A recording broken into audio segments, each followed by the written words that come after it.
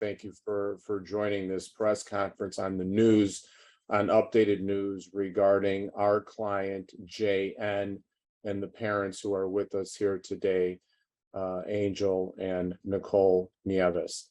So if you recall, on July 1st, our client was merely parking his bike alongside a Starbucks in Park Ridge when an off-duty sergeant police officer of the Chicago Police Department unnecessarily, needlessly, without any probable cause, actually without zero cause at all, grabbed our client, threw him to the ground, pinned him, armbarred him, kneeled on his back, and accused him of stealing his son's bicycle. Now, there was no proof at all at any time that there was any crime committed by our client.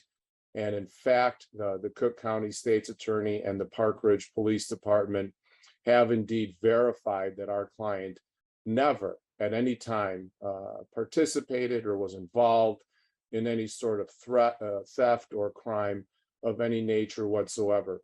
This off-duty police officer pinned our client to the ground in the same way that we have seen prone restraints cause extreme harm and even death across this country over the years. He used his police powers, his police training to make an arrest, to make a seizure of our client without any cause whatsoever.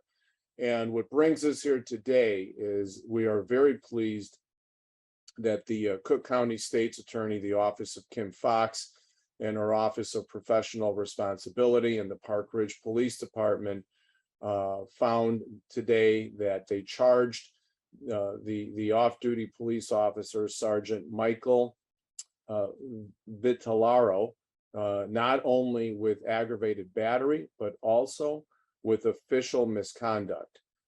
We are very pleased at these charges because, as we know, justice must be achieved in three different ways when we have these sorts of egregious violations by police officers. Number one is criminal, number two is civil, and number three is administratively. So we are now on our path towards criminal justice. Very soon, we will begin the path for civil justice, and we're hoping that the path for administrative justice leads to a termination of this police officer, as clearly we know that he does not have the good and reasonable judgment to act in his capacity as a police officer on duty, because he doesn't know how to act as a police officer off duty. So we are hoping for swift justice in all three avenues. And what we've also learned today is that Sergeant Vitellaro created reports of his encounter with JN, and that he filed actual police reports with the Chicago Police Department. First of all, he filed what's called an investigatory stop report. It's an ISR. Some people call these, they're also known as Terry stops. And in order to make a stop, you must have reasonable, articulable, and that's the key word, articulable suspicion that someone has committed or is about to commit a crime. And we know that this man had zero reasonable, articulable suspicion to detain our client at all for any reason. And he also filed what's called a TRR, a tactical response report. And that's filed anytime an officer uses force. And so he admits that he used force against JN, and he identifies JN as an offender. He has no basis at all to label our client as an offender. And further, he even went even further in his report and labeled our client as a resistor, that he was resisting him and that he was not complying with orders. Clearly, what JN was doing was he was scared for his life, didn't know what was happening to him, and was self-defending himself, if anything at all. So based upon all that, we can see why the charges that were leveled against this officer are not only reasonable, but they are just. And we look forward to the continuing prosecution of these two matters which, by the way, these are both felonies. They're class 3 felonies. So this is not a misdemeanor. This is not a lighthearted slap on the wrist. His potential here, if found guilty, is for prison time, not just jail time. So I'm going to now turn it over to the parents of JN, Angel and Nicole. And I think, Nicole, are you going first? Yes, I am. Thank you. Sure. We're extremely relieved and pleased to see the charges for what happened to our son. And we just want to thank Park Ridge Police, Kim Fox, Cook County State's Attorney's Law Office, as well, for this important step towards justice. We're still trying to assess really the full impact of this traumatic event to our son. He's only 14 and still processing all that's happened. There is absolutely no room in our community for this, for any unnecessary aggression towards any children at all. And we're so grateful for today's progress towards accountability and towards justice.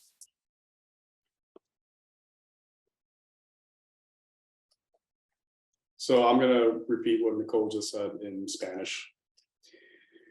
Estamos aliviados y complacidos de, I'll start again, sorry. So, estamos aliviados y complacidos de ver los cargos por lo que le sucedió a nuestro hijo y agradecemos a la policía de Park Ridge y a la oficina del fiscal estatal del condado de Cook por este importante paso en la justicia para nuestro hijo. Todavía estamos tratando de evaluar el impacto total de este incidente traumático a nuestro hijo, que solo tiene 14 años y todavía está procesando todo lo que le sucedió. No hay absolutamente ningún lugar en nuestra comunidad para ese tipo de agresión innecesaria contra nuestros hijos y estamos agradecidos por el progreso de hoy. Thank you very much, Angel and Nicole. And just in follow-up with some of your comments, I cannot agree with you more that these acts of aggression by police officers who act with utter and total impunity, thinking that they have the rights to violate the civil rights of our citizens just because they have the opportunity to wear a uniform, must stop. Officers do a great job in protecting our citizens, but they must do it within the boundaries of the law. And we will not accept officers, whether they're on duty, off duty, or performing off-duty arrests, as this sergeant, who should know better. This is a sergeant, somebody who wears a white shirt and has stripes on his sleeve, who must be obeyed when he gives a command to his rank and file police officers. Know better. Rather than know better, he violated the things that he teaches his rank and file, and that's got to stop. Thank you all. What I'd like to do now is move into a Q&A session, and members of the media can please put your name and your outlet and a sense of your question into the chat, and I'll call you out and then you can unmute yourself. So as people are loading that type of comment into the chat, Tony, why don't you talk a little bit about the civil litigation piece of this? Has something been filed? Do you intend to file? Maybe you talk about that while we're waiting. Certainly. I mean, we definitely wanted to see what the results of the investigation of the Cook County State's Attorney and the Park Ridge Police Department was going to be. Now we will be in the process of accumulating more information to determine what their basis was for the official misconduct and the aggravated battery charges, although we have a pretty good sense of what that is. So we will be preparing a lawsuit. A lawsuit is anticipated to be filed. I wish I could tell you what the exact timing would be. It's going to be in the very near future, and obviously we will let you know when that happens. But in the meantime, if the city of Chicago would like to discuss any part of this with us, we are welcome, and we are open to hearing anything that they want to say to the family about this. An apology from the city of Chicago would be very welcome, I'm sure. Very good. We do have a question, Dana Rebick from WGN. This one is for the family, looking for a little bit of detail about Josh, but we'll certainly let Dana speak for himself. Hi, can you guys hear me okay? Yes, we can hear you. Okay, hi, thanks so much for taking my questions. Two things very quickly. So first of all, I was hoping that Angel or your husband, if you guys could just speak a little bit more about how your son is doing emotionally, and did he start school this week? Just a little bit more about how he's been doing since this happened, and yeah, just what he's been up to, if he started school yet. Yeah. Thank you for that. This is Angel, by the way. So I would say that Oh, Josh, sorry. yeah, no worries. So he did start school. He's excited about school. He's got a great group of friends and a great team around him. He plays football at school as well. So he started that up all summer long. I would say it's still hard to tell how much he is processing everything, right? And how much of an impact this is having on him. I would say this is going to have a long-term effect on him. But so far, you know, he's showing some good signs of being able to process and move forward with his life. And then my last question was, in court today, the attorney for this sergeant, it was a little bizarre. I think it may have been an attempt for some sympathy, but he talked about how this sergeant's 13-year-old son has a medical condition that requires him to get these blood plasma transfers. And he said in court that his son couldn't, it was like, quote, couldn't confront kids about his stolen bike himself, and that he was doing what he was trained to do to maintain control of a boy he thought was someone who stole this bike until the Park Ridge police got there. I just wanted to get your reaction to his attorney using those details about his own child to sort of justify his actions. We'll let Tony address that question. Yeah, maybe I can take a first swing at that. Certainly I don't encourage or condone using children as shields. And if this child does indeed have a medical condition, I'm sure we are all very sympathetic to that, and I wish this child very well. But I do not agree with the sergeant using his son as a shield, as a basis for an excuse, just like he used a false narrative as an excuse to detain JN. So that, I believe, is inappropriate and it's uncalled for, and I don't like to see that. And then, sorry, one last thing I remembered in court, the state's attorney also mentioned that surveillance footage or footage from outside the Starbucks showed that his son's stolen bike had been there before their son even arrived to the Starbucks store. So I thought that was a good point or fact. Yeah. Thank you, Dana. Before we move on, I'd love for Angel, if you could go back and summarize in Spanish the comments you just made with the additional context on how your son is doing. Absolutely, thanks, John. Yo creo que mi hijo está procesando lo que pasó y va a pasar un largo tiempo, va a ser un largo tiempo para ver el impacto que tiene en su futuro y en su ser. Ya empezó la escuela, está yendo a la escuela y durante todo este verano participando en fútbol, que lo ha sido casi como 2 o 3 años ya, pero lo está haciendo en high school ahora. So, él está procesando todo y yo creo que va a ser un largo plano para él, pero lo estamos cogiendo día tras día. Thank you, Angel.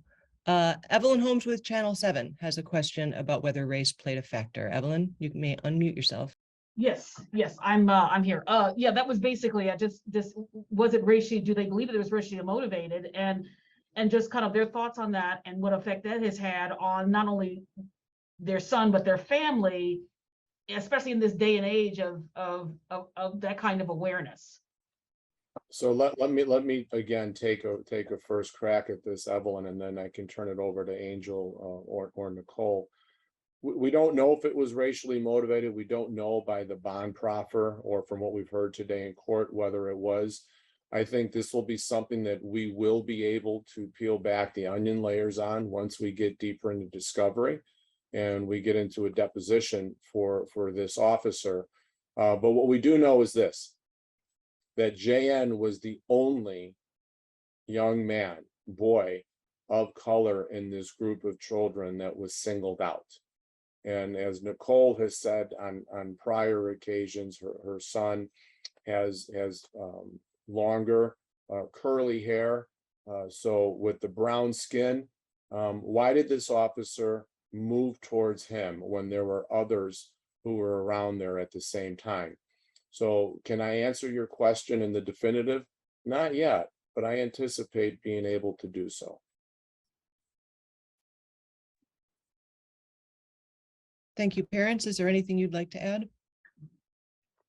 I think it's really hard to, judge someone's heart. That's not our intention at all, but the facts are the facts. And these are really hard conversations that we have to have with our children. And this was a situation where he faced something that was egregious and tragic, and he did happen to be the only brown boy there. And so that's an important factor with how we are processing this as a family.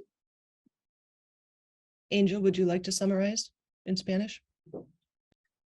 Yeah, I would say that mi hijo, él fue el único ahí moreno que tenía su pelo afro y no podemos perjudicar si eso fue el intento de este oficial, este policía, pero yo estoy contento y digo,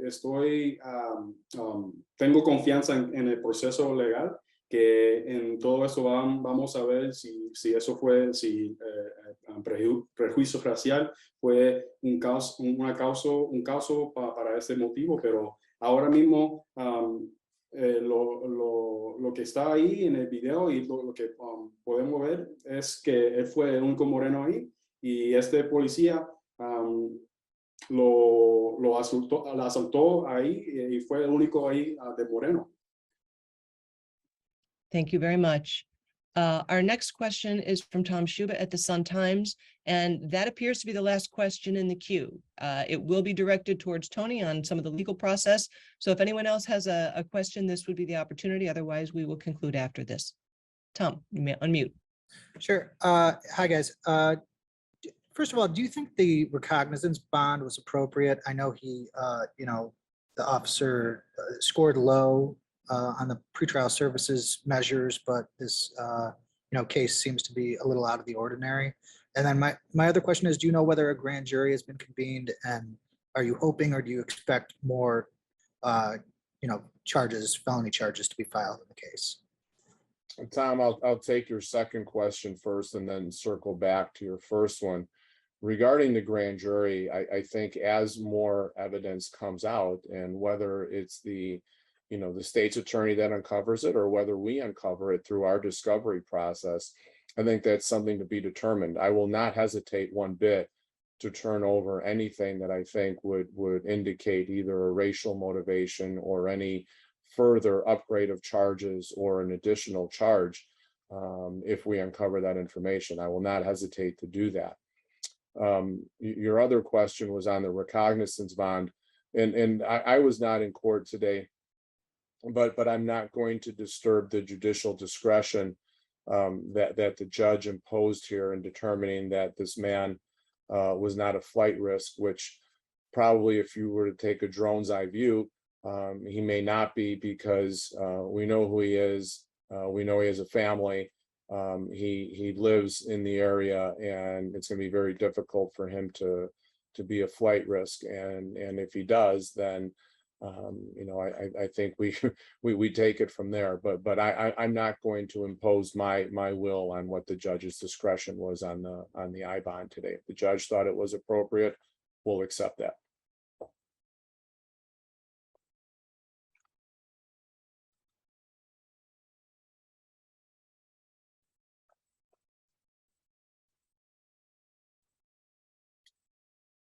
Jen, you're on mute. You're on mute, Jen. And it was the most brilliant statement. What I said is we have another comment from Tom Robb at the Niles Park Ridge Journal, but he has a microphone problem and unable to ask. So I'm going to ask for him. He would like to have interactions with Park Ridge police characterized. How have they been in this process? Tony? Very commendable. I have to applaud the Park Ridge Police Department for its professionalism. Anything that they've said to either myself or the family in terms of what they were going to do, they have done. Of course, we always want more communication, and we're always starving for more communication, but they promised us that the investigation was ongoing. Clearly it was, and that indeed bore true and bore fruit today with the charges that were revealed. So I can tell you that I was personally present with the Nieves family, all of the Nieves family, including JN, when we went to the Park Ridge Police Department. And I don't think there's ever a great experience when you encounter police in an interview room, but as best as it could be, I would probably characterize it as best of an experience as it could be under those circumstances. And I I'd see also- Angela Nicole nodding. Is there something you'd like to add? I just want to, repeat what Tony said. I do commend Park Ridge Police. They acted in a very professional way. They communicated with us in a professional way. And I think it's commendable for how they acted in this case.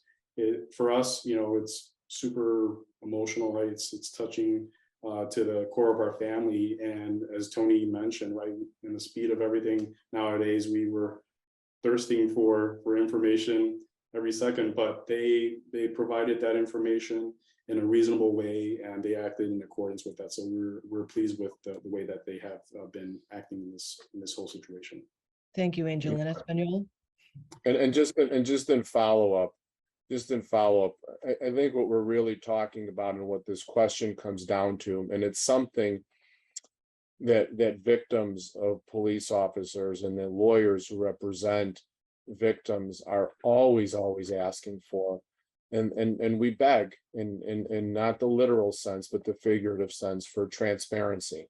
That's what we look for.